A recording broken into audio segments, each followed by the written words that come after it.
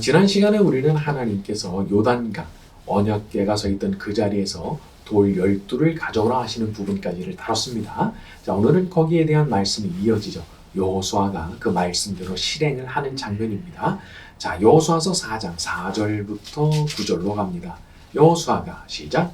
여호수아가 이스라엘 자손 중에서 각 지파에 한 사람씩 준비한 그 12사람을 불러 그들에게 이르되 요단 가운데로 나가 너희 하나님 여호와의 궤 앞으로 가서 이스라엘 자손들의 지파 수대로 각기 돌 한 개씩 가져다가 어깨에 매라. 이것이 너희 중에 표준이 되리라. 후일에 너희의 자손들이 물어 이르되 이 돌들은 무슨 뜻이냐 하거든 그들에게 이르기를 요단 물이 여호와의 언약궤 앞에서 끊어졌다니 곧 언약궤가 요단을 건널 때 요단 물이 끊어졌으므로 이 돌들이 이스라엘 자손에게 영원히 기념이 되리라 하니라. 이스라엘 자손들이 여호수아가 명령한 대로 행하되 여호와께서 여호수아에게 이르신 대로 이스라엘 자손의 지파의 수를 따라 요단 가운데에서 돌 12를 택하여 자기들이 유숙할 곳으로 가져다가 거기에 두었더라. 여호수아가 또 요단 가운데 곧 언약궤를 맨 제사장들의 말이 선 곳에 돌 12를 세웠더니 오늘까지 거기에 있더라. 네. 하나님께서 이런 기념물을 가져다 만들라고 하신 것은 어떤 면에서 보자면요, 이런 엄청난 레벨의 기적이 늘 일상적으로 일어나는 것은 아니라는 것을 알려주는 것이기도 합니다. 그러니까 먼 후일에 너의 자손들이 부르면 대답할 수 있도록 기념물을 만들어라 말씀하신 거죠.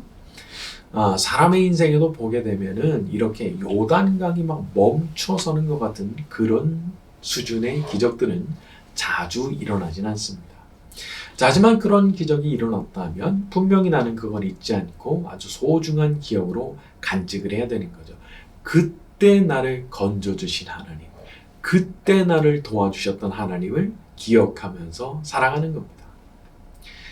우리는 그런 엄청난 기적들이 수시로 일어나지 않는 그런 평범한 일상을 잘 보내는 법을 배워야 됩니다.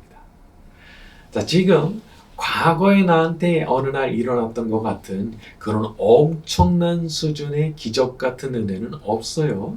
하지만 그때 일어났던 그 일을 기억하면서 늘 감사하고 소소한 일상 가운데 베풀어 주시는 작은 은혜, 작은 축복들에 감사하면서 살아가야 되는 거죠.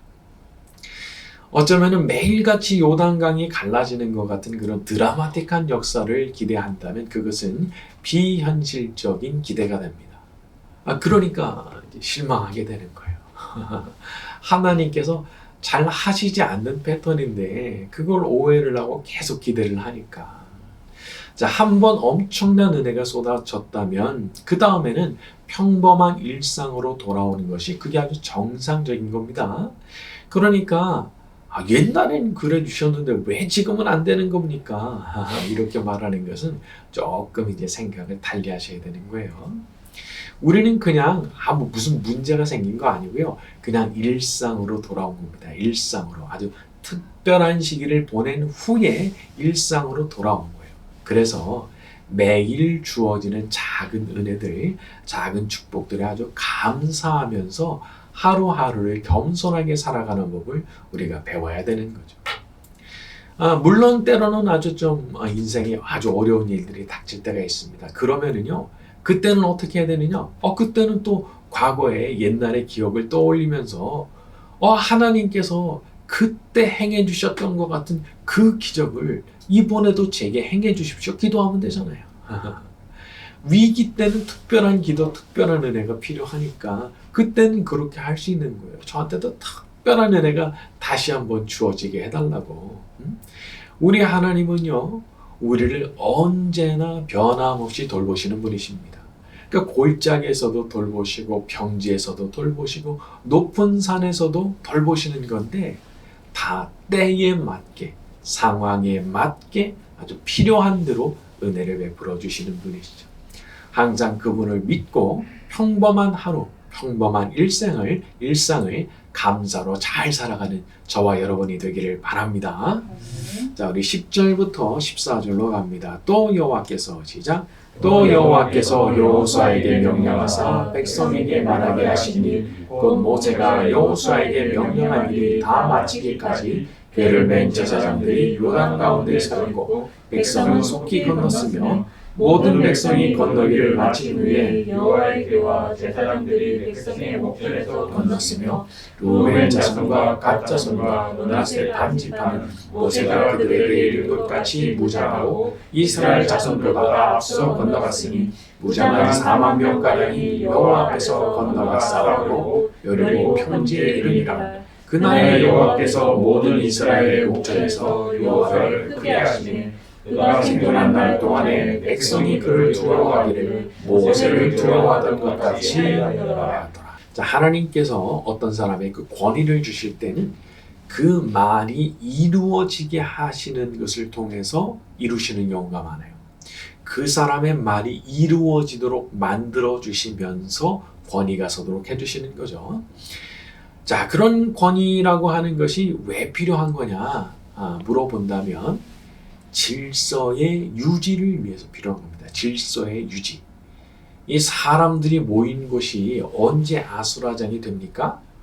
누구도 어떤 권위를 인정하지 않고 네가 뭔데 나한테 이래라 저래야 되느냐 막 자기 입을 벌려가지고 다 각자 자기 주장을 할 때 거기가 이제 아수라장이 되는 거예요. 그러니까 뭐 모든 걸 다 풀어주고 마음대로 하라. 이거 아주 어리석은 일이 될 수 있는 겁니다.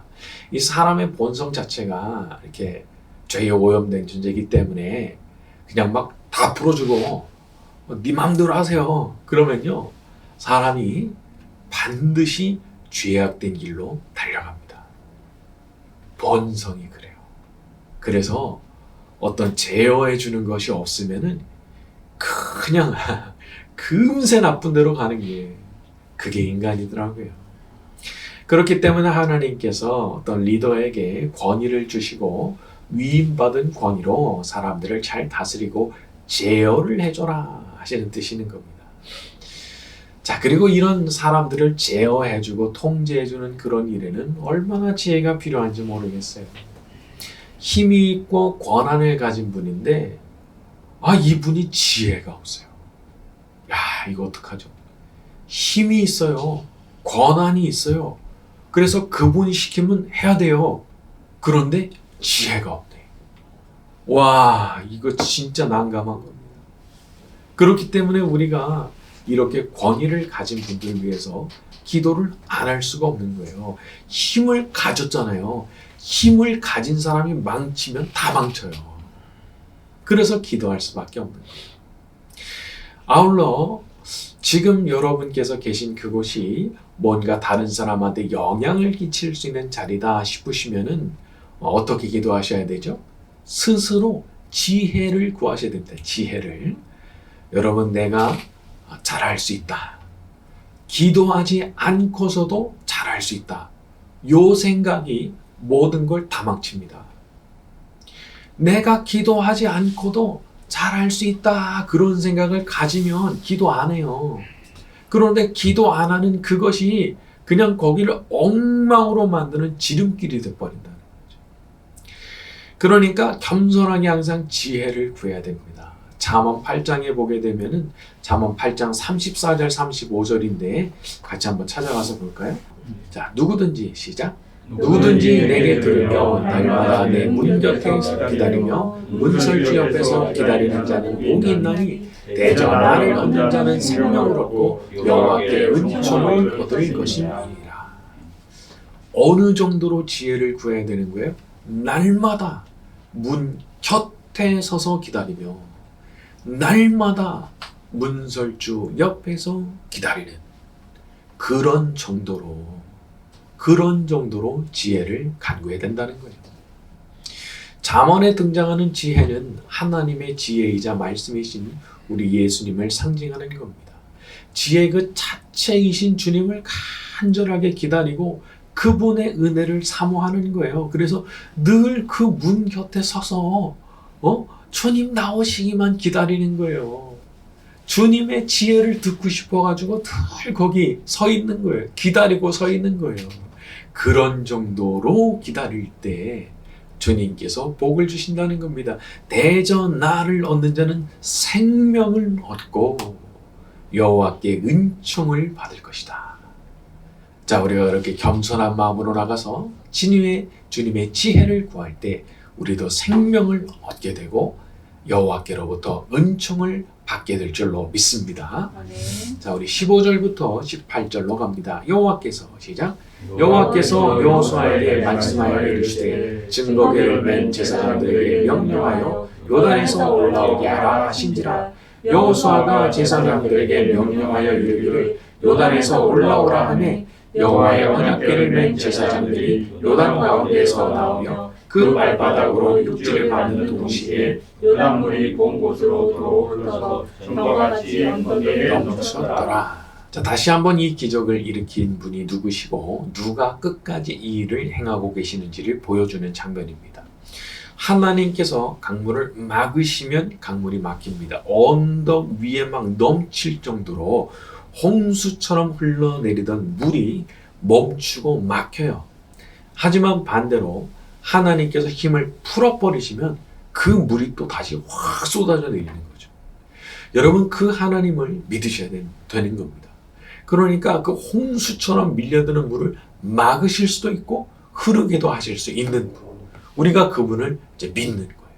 자, 우리가 추구하는 믿음이라고 하는 것은 사람이 자기 눈에 볼 때 그럴 것 같아 보인다라고 하는 수준으로 믿는 게 아닙니다. 내가 보일 때 그럴 것 같아 이렇게 믿는 게 아니고요. 우리는 성경이 증언하는 대로 믿습니다. 자, 만약에 그게 믿어지지 않는다.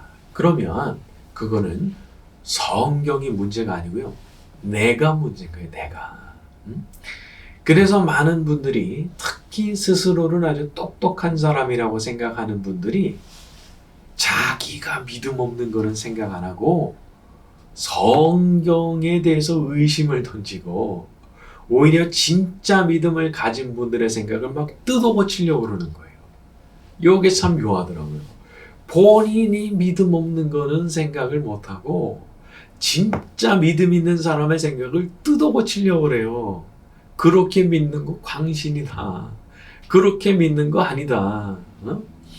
여러분, 그런데 그런 믿음 없음이 기독교 신앙을 아주 병들게 만드는 거예요. 기대가 없는 삶. 하나님에 대해 믿음 없잖아요? 기대 없어요. 하나님에 대한 기대를 안 해요. 믿음이 없기 때문에. 그래서 대신 어떻게 하려고 하느냐? 자기가 하려고 합니다. 자기가. 하나님에 대한 믿음도 없고 하나님에 대한 기대도 없으니까 자기가 하려고 그래요. 그래서 실망하죠. 그리고 또 어떤 방식으로 생각하느냐? 성경 볼라 하지 않고 세상에서 소위 성공했다 하는 그 사람들 말에 들으려고 그래요. 믿음은 어디 가버렸어요? 하나님은 어디 가버렸어요? 하나님 생각 안 하는 거예요. 그냥 세상에서 성공했다 하는 그 사람들 얘기를 막 이렇게 그냥 무슨 하나님 말씀 듣는 것처럼 그렇게 들으려고 그러더라고요. 그리스도인들은 그렇게 사는 사람들이 아닙니다. 오직 성경이 말씀하시는 그 믿음을 그대로 가지고 그대로 추구하는 사람들이 그리스도인들이죠. 여러분, 잊지 마세요. 믿음이 없었던 광야의 이스라엘 백성들 40년 동안 광야 방황하다가 다 죽었습니다.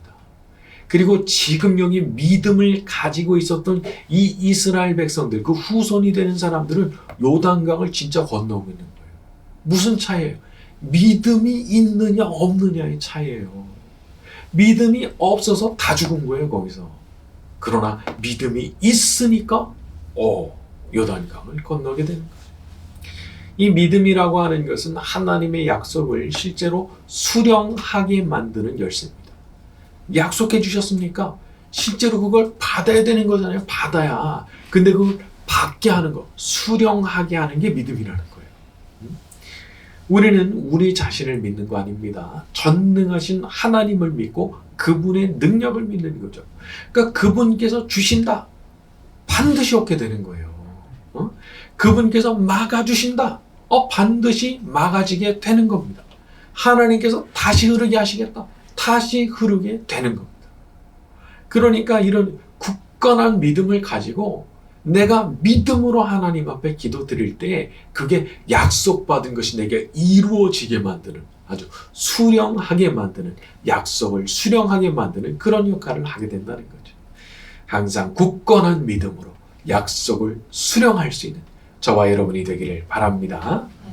자, 우리 19절에서 24절로 갑니다. 첫째 달, 시작. 첫째 달 10일에 백성이 요단에서 올라와 여리고 동쪽 경계의 길갈에 침침해 여호수아가 요단에서 가져온 그 12돌을 길갈에 세우고 이스라엘 자손들에게 말하여 이르되 후에 너희의 자손들이 그들의 아버지에게 묻기를 이 돌들은 무슨 뜻이니까 하거든 너희는 너희의 자손들에게 알리하여 이르기를 이스라엘 자손은 땅을 받고 이 요단을 건넜습니다. 너희의 하나님 여호와께서 요단물을 너희의 백성으로 마르게 하사 너희를 건너게 하신 것이 너희의 하나님 여호와께서 우리 앞에 홍해를 말리시고 우리를 건너게 하신 것과 같았나니 이는 땅의 모든 백성에게 여호와의 손이 강하신 것을 알게 하며 너희가 너희의 하나님 여호와를 항상 경외하게 하려 하시니라 하라. 자, 하나님께서 당신의 백성들을 위해서, 당신의 자녀들을 위해서 기적을 일으켜 주실 때 목적이 있습니다. 목적 24절에 땅의 모든 백성에게 여호와의 손이 강하신 것을 알게 하며 이렇게 말했죠.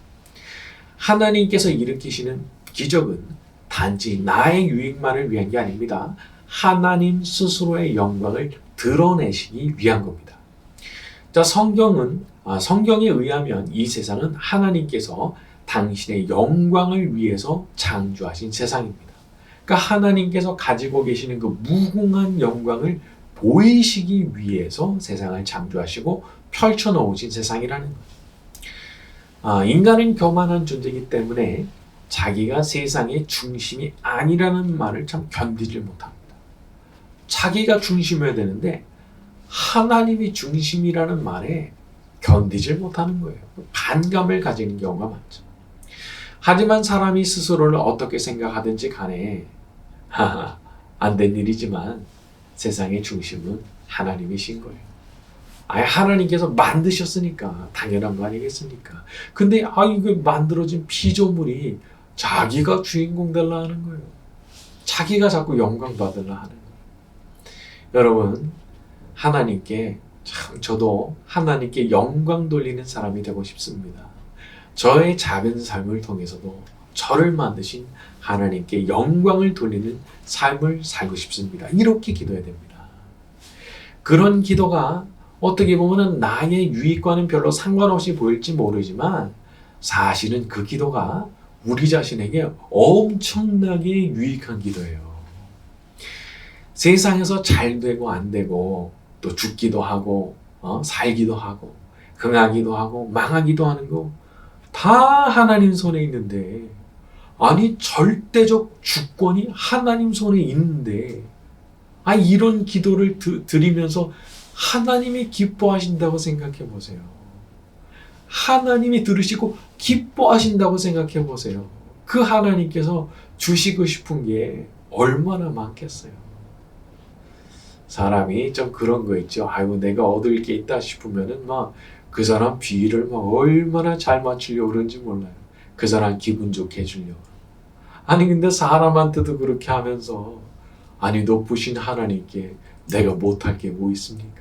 내가 하나님 기쁘시게 하는 사람 되면은 정말 수지 맞는 건데 말이죠. 과거에 솔로몬이 왕으로 즉위를 했을 때 하나님 앞에 간구했어요. 제가 하나님 맡겨주신 이 백성 다스리려고 하니까 지혜가 너무 부족합니다. 그러니까 주신 일을 잘 감당할 수 있게 지혜를 좀 허락해 주십시오. 그렇게 기도를 했습니다. 자, 그러니까 하나님께서 어떻게 하셨죠? 너희의 그 기도, 네가 마음속에 바라고 있는 그 소원이 너무 마음에 든다. 주의 마음에 든지라 이렇게 됐죠. 내가 네가 구하지 않았던 부귀뿐 아니라 영광도 같이 주겠다 말씀했어요. 구한 것뿐만 아니라 구하지 않은 것도 주시겠다는 거예요. 네가 너 자신의 유익을 구하지 않고 내 뜻을 잘 받들기 위해서 지혜를 구해서 부귀 하나 더 추가, 영광 하나 더 추가, 다 주겠다 하시는 거예요. 1+1이에요. 1+2예요. 하나님께서 참 이렇게 너그럽고 넉넉하신 분이신 거죠. 그러니까 저도 하나님의 영광을 위해 살게 해주십시오. 저도 이 땅사에서 무엇을 하든지 하나님께 영광 돌리고 하나님께 기쁨을 드리는 사람 되고 싶습니다. 야, 이런 기도가 아주 수지 맞는 기도가 되는 거죠. 또 사람이라는 것이 이렇게 자기 자신을 위해서만 살면 그 삶이 얼마나 피곤한지 모릅니다. 갈증이 끝이 없어요. 하지만 자기를 만드신 하나님 바라보고 하나님의 뜻을 구하고 내 하나님께 영광 돌리고 내 하나님께 기쁨을 드리는 그런 삶을 살겠다 마음을 먹으면 이게 마음속에 얼마나 다른 화학 반응을 가져오는지 모릅니다. 이 단순한 변화, 삶의 초점이 나의 이익에서 하나님의 영광으로 살짝 옮겨가세요. 이전까지는 온통 나의 이익이 초점이었는데 하나님의 영광이라는 쪽으로 이게 옮겨갔어요. 그 순간부터 달라지는 거예요. 삶의 질이 달라지는 겁니다. 아주 놀라운 거죠. 그러니까 이런 초점의 변화 자체가 우리의 삶을 아주 근본적으로 바꿔놓고 삶의 질이 달라지게 만들어지는 거거든요. 자, 우리 모두가 하나님 안에서 그렇게 삶의 질이 달라지는 축복을 누리게 되기를 예수님의 이름으로 축원합니다.